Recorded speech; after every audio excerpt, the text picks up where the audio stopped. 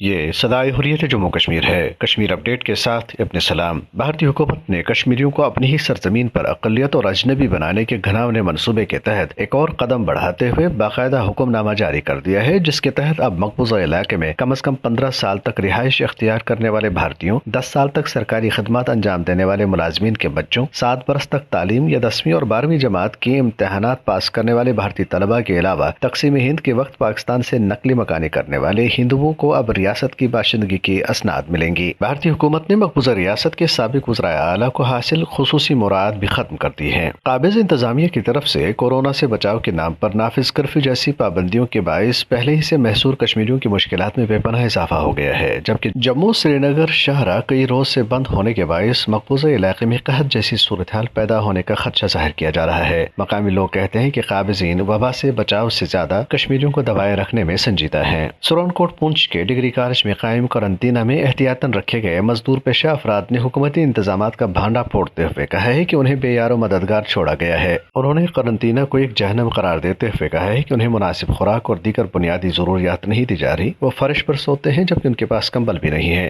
Media reports کے مطابق دیگر حفاظتی مراکز میں رکھے گئے لوگوں کا بھی کم و بیش یہی حال ہے۔ امریکہ میں قائم انسانی حقوق کی عالمی تنظیم ہیومن رائٹس واچ نے بھارت سے مقبوضہ کشمیر میں انٹرنیٹ پر عائد پابندی ختم کرنے کا مطالبہ کرتے ہوئے متنبہ کیا ہے کہ کورونا جیسے مہلک وبا کے دوران انٹرنیٹ تک رسائی نہ دینا انتہائی تباہ کن ثابت ہو سکتا ہے۔ اپڈیٹ ختم ہوا۔ برہمن سامراج کی طرف سے مقبوضہ کشمیر میں گزشتہ 8 ماہ سے جاری محاصرے اور مواصلاتی لاک ڈاؤن کو مزید سخت کرنے کا مقصد کشمیری عوام کو بھوک سے مارنا ہے۔ کشمیری عوام کو نہ صرف طبی سہولیات سے محروم رکھا جا رہا ہے بلکہ کورونا وائرس سے متاثرہ لوگوں کو بھارت سے مقبوضہ کشمیر میں داخل کر کے اس وبا کو وسیع پیمانے پر پھیلایا جا رہا ہے تاکہ زیادہ سے زیادہ جانی نقصان ہو۔ اس حوالے سے سنتے ہیں جموں کشمیر اتحاد المسلمین کے نمائندے اور حریت کانفرنس آزاد کشمیر شاخ کے سابق کنوینر میر طاہر مسعود کی گفتگو۔ مقبوضہ جموں و کشمیر میں 5 اگست 2019 سے آج تک بھارت کی طرف سے لاک ڈاؤن جاری ہے، لیکن بھارت کوشش کر رہا ہے کہ وہاں سے جو کچھ انفیکٹڈ لوگ ہیں وہ مقبوضہ جموں کشمیر کے اندر ان کو داخل کرنا چاہتا ہے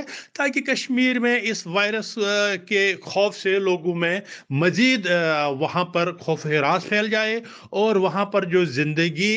پہلے ہی بھارتی غازبانہ قبضے سے لوگوں کی کم ترین سطح تک پہنچ چکی ہے اور وہ دوبارہ اس خوف کی وجہ سے اپنا جو روزمرہ ان کا کام ہے وہ بھی متاثر ہو جائے۔ مودی کی قیادت میں RSS کی فسطائی حکومت پابندیوں میں جکڑ کر اور صحت کی سہولیات سے محروم رکھ کر کشمیریوں کا اجتماعی قتل عام کرنا چاہتی ہے۔ اب یہ اقوام عالم کی ذمہ داری ہے کہ وہ کشمیریوں کی نسل کشی کی سازش کو رکوانے کے لیے آگے آئے۔